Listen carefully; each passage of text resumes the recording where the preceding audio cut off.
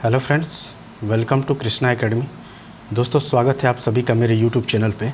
हम लोग पढ़ रहे थे सुपर टेट और केबीएस के लिए साइंस, जिसमें सुपर टेट में 10 नंबर का आपका साइंस आता है और आपका अगर केबीएस की बात किया जाए तो 20 नंबर का साइंस आएगा आपके केबीएस में।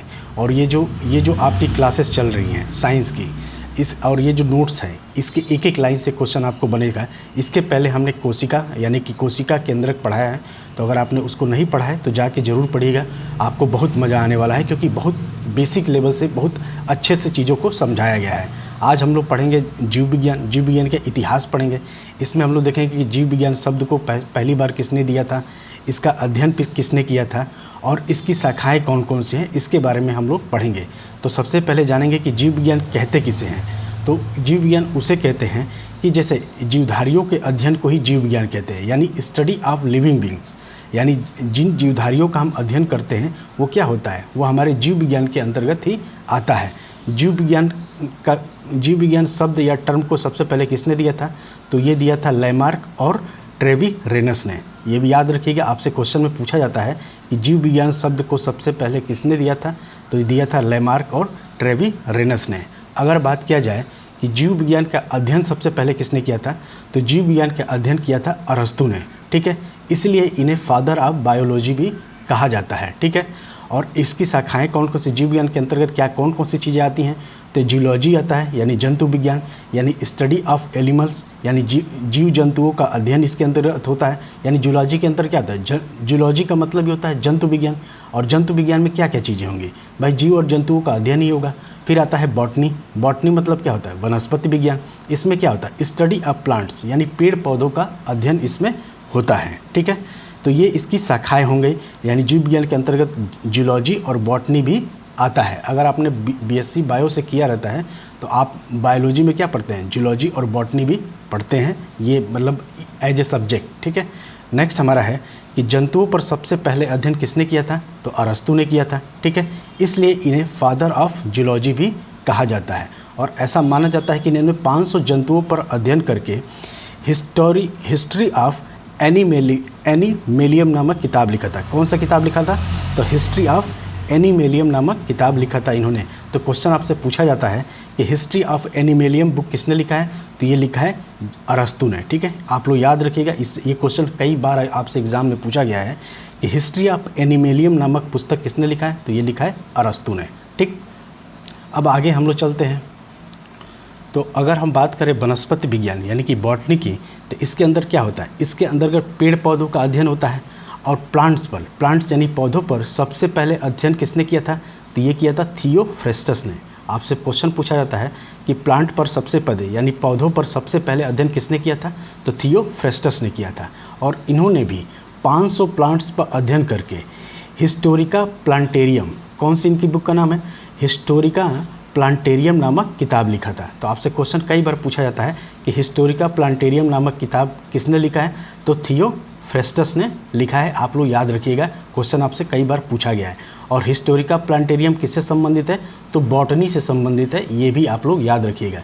इसलिए थियोफ्रेस्टस को फादर ऑफ बॉटनी कहते हैं, यानी कि वनस्पति विज्ञान का जन्मदाता किसे कहते हैं, तो थियोफ्रेस्टस को कहा जाता है।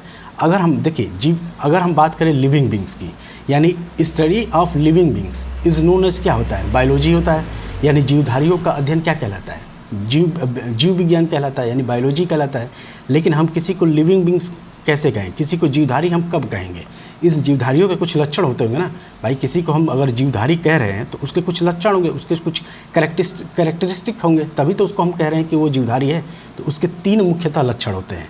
अगर ये 3 लक्षण पाए जाएंगे तभी उस जीव को हम कहेंगे कि ये लिविंग बींग्स हैं। अगर ये तीनों में से कोई एक मिसिंग रहेगा तो हम उसको लिविंग बींग्स के अंतर्गत नहीं रखेंगे। तो उसमें पहला लक्षण क्या होता है, तो लिविंग बींग्स के पहले लक्षण होता है रिप्रोडक्शन, यानी कि प्रजनन। यानी कि लिविंग बींग्स को लिविंग बींग्स तभी कहेंगे जब उसमें रिप्रोडक्शन हो, यानी कि प्रजनन हो। दूसरा है ग्रोथ एंड डेवलपमेंट, यानी कि किसी को लिविंग बींग्स तभी कहेंगे जब उसके अंतर्गत क्या हो, ग्रोथ हो और डेवलपमेंट हो, यानी कि वृद्धि और उसका विकास हो। ठीक, और तीसरा होता है कि किसी को लिविंग बींग्स तब लिविंग बींग्स कहेंगे जब उसमें मोटाबोलिक एक्टिविटी हो, यानी उपापचयी क्रिया हो। यानी ये जब 3 चीज़ें होंगी, ये मुख्यतः 3 चीज़ें होंगी अगर जिस भी जीवधारी के अंदर, तो उसे हम लिविंग बींग्स यानी जीवधारी कहेंगे, वरना नहीं कहेंगे। कौन कौन सी क्रिया होती हैं? तो रिप्रोडक्शन यानी कि प्रजनन होता है, ग्रोथ एंड डेवलपमेंट होता है, वृद्धि और विकास होता है, और मेटाबॉलिक एक्टिविटी होता है यानी उपापचयी क्रियाएं होती हैं। ये 3 क्रियाएं अगर होंगी तो वो उसे हम जीवधारी यानी लिविंग बींग्स कहेंगे। अगर इन तीनों में से कोई एक नहीं रहेगा तो हम उसे लिविंग बींग्स के अंतर्गत नहीं रखेंगे। अब आते हैं आप कि भाई रिप्रोडक्शन क्या होता है। रिप्रोडक्शन के बारे में थोड़ा बहुत हम लोग देख लेते हैं यहाँ पे। तो रिप्रोडक्शन क्या होता है? यह एक ऐसा लक्षण है जिसके द्वारा कोई भी जीवित प्राणी अपने समान, ठीक है, अपने समान बच्चे पैदा करता है। यह 2 प्रकार का होता है। अपने समान बच्चे पैदा करेगा यानी मनुष्य है तो मनुष्य की भांति बच्चे पैदा करेगा, वो किसी और के भांति पैदा नहीं करेगा। जानवर है तो जानवर के भांति बच्चे पैदा करेगा। तो इस तरीके से होता है कि रिप्रोडक्शन में क्या होता है कि यह एक ऐसा लक्षण है जिसके द्वारा कोई भी जीवित प्राणी अपने समान बच्चे पैदा करता है। तो यानी कि मतलब सेम जनरेशन, मतलब मनुष्य पैदा करेगा, जानवर पैदा करेगा, पक्षी ही पैदा करेगा, कुछ और नहीं पैदा कर सकता। रिप्रोडक्शन में क्या होता है कि सेम बच्चे यानी अपने समान बच्चे पैदा करता है। यह 2 प्रकार का होता है। पहला सेक्सुअल रिप्रोडक्शन यानी कि लैंगिक प्रजनन जिसे बोलते हैं। इसमें क्या होता है कि सेक्सुअल पार्ट भाग लेता है। और यह लैंगिक प्रजनन भी 2 प्रकार का होता है। पहला इंटरनल सेक्सुअल रिप्रोडक्शन यानी आंतरिक लैंगिक प्रजनन, और दूसरा होता है एक्सटर्नल सेक्सुअल रिप्रोडक्शन यानी बाह्य लैंगिक प्रजनन।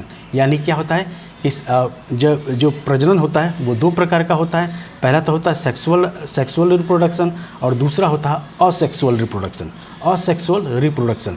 लेकिन सेक्सुअल रिप्रोडक्शन भी 2 प्रकार का होता है। पहला इंटरनल सेक्सुअल रिप्रोडक्शन और दूसरा होता है एक्सटर्नल सेक्सुअल रिप्रोडक्शन यानी कि बाह्य लैंगिक प्रजनन, ठीक है।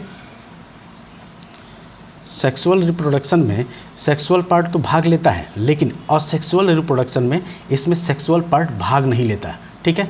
तो आप लोग याद रखिए लैंगिक प्रजनन कितने प्रकार का होता है? 2 प्रकार का होता है। कौन कौन सा?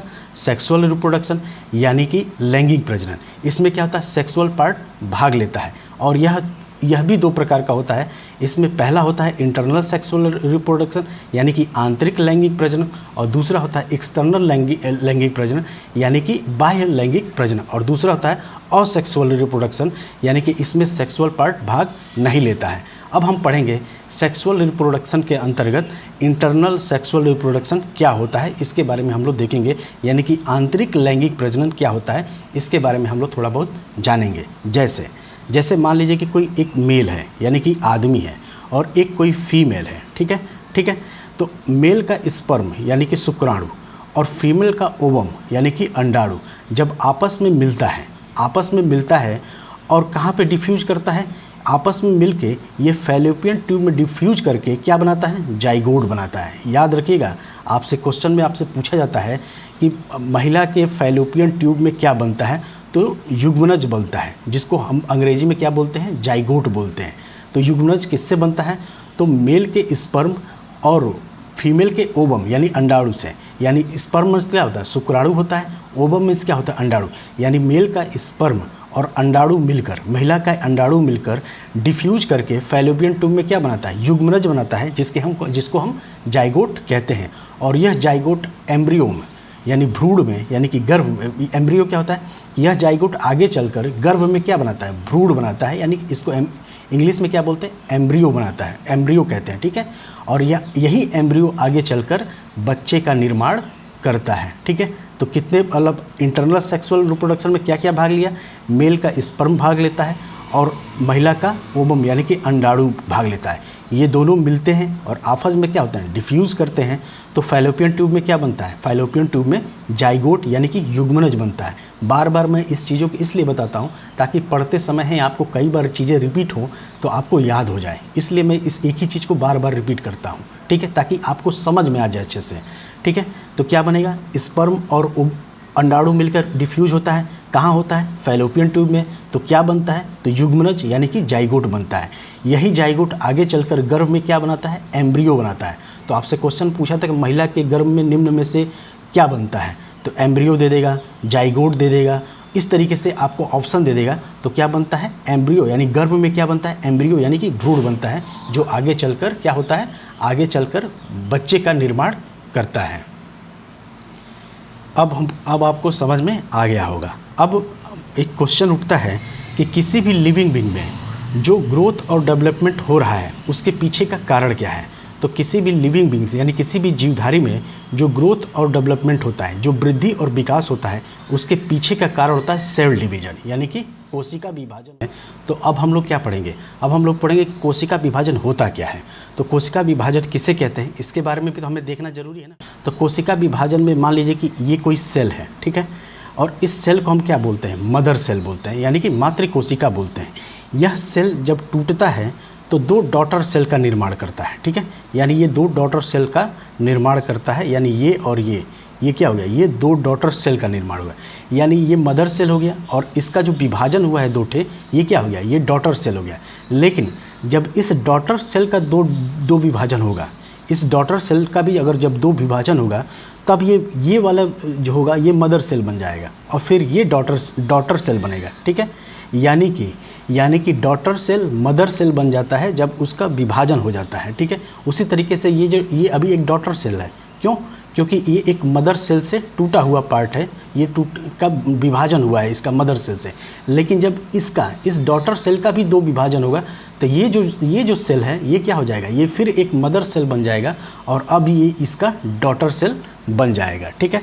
यानी कि नोट में क्या लिखा है कि मदर सेल से डॉटर सेल बनने की क्रिया ही क्या कहलाती है, सेल डिवीजन कहलाता है, यानी कि कोशिका विभाजन कहलाता है। तो कोशिका विभाजन क्या कहलाता है कि मदर सेल से डॉटर सेल बनने की क्रिया को क्या कहते हैं, सेल डिवीजन कहते हैं। तो आपको पता चल गया कि सेल डिवीजन कहते हैं किसे कहते हैं और यह कितने प्रकार का होता है। तो सेल डिवीजन जो होता है वो 3 प्रकार का होता है, ठीक है। पहला कौन सा है, तो एमाइटोसिस यानी असूत्री विभाजन बोलते हैं, दूसरा होता है माइटोसिस यानी समसूत्री विभाजन कहते हैं, और तीसरा होता है मियोसिस यानी अर्धसूत्री विभाजन। यानी कोशिका सेल 3 प्रकार का, मतलब सेल डिवीजन कितने प्रकार का होता है, 3 प्रकार का होता है। पहला कौन है, तो एमाइटोसिस यानी असूत्री विभाजन, दूसरा कौन सा है तो माइटोसिस यानी समसूत्री विभाजन, और तीसरा कौन सा है मियोसिस यानी अर्धसूत्री विभाजन इसे कहते हैं। अब आते हैं कि हम अमाइटोसिस क्या होता है, माइटोसिस क्या होता है और मियोसिस क्या होता है, इसके बारे में हम लोग पढ़ लेते हैं।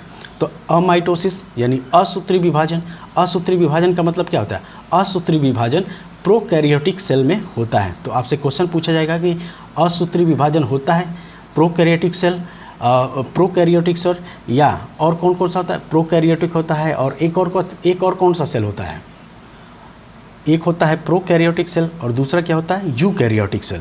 तो आपसे क्वेश्चन में पूछा जाए कि अर्धसूत्री विभाजन या अमाइटोसिस होता है वो किस में होता है, तो प्रोकैरियोटिक सेल में होता है, न कि यूकैरियोटिक सेल में होता है।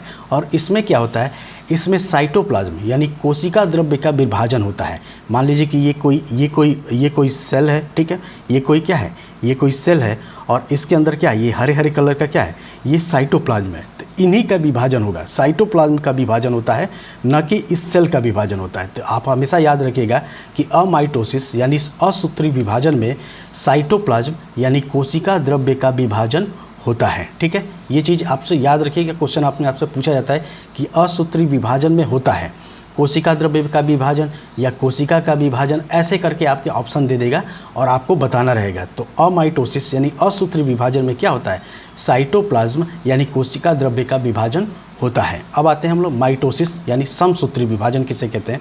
तो समसूत्री विभाजन में मानव कोशिका में जो कुल 46 गुणसूत्र पाए जाते हैं, जिसमें से 22 पेयर मतलब 46 गुणसूत्र पाए जाते हैं मतलब जोड़ी में, लेकिन इसमें जो 22 पेयर होते हैं, 22 पेयर यानी 23 जोड़ी होता है, 46 गुणसूत्र होता है, जिसमें से जो 22 पेयर होते हैं मतलब 22 पेयर नर और मादा यानी मेल और फीमेल में क्या होता है, समान होता है, यानी एक ही होता है, ठीक है। यानी अगर मान लीजिए कि मेल में एक्स होगा और फीमेल में भी एक्स होगा, लेकिन जो 23वां गुणसूत्र होता है मनुष्य का, वो जो 23वां जो जोड़ी होता है वो मेल और फीमेल का अलग अलग होता है। तो क्या होता है उसमें, क्या होता है कि जब 23वां जोड़ा होता है उसमें मेल में XY होगा और फीमेल क्या होगा XX होगा। फीमेल में हमेशा XX गुणसूत्र ही पाया जाता है और मेल में क्या होता है XY गुणसूत्र पाया जाता है, ठीक है।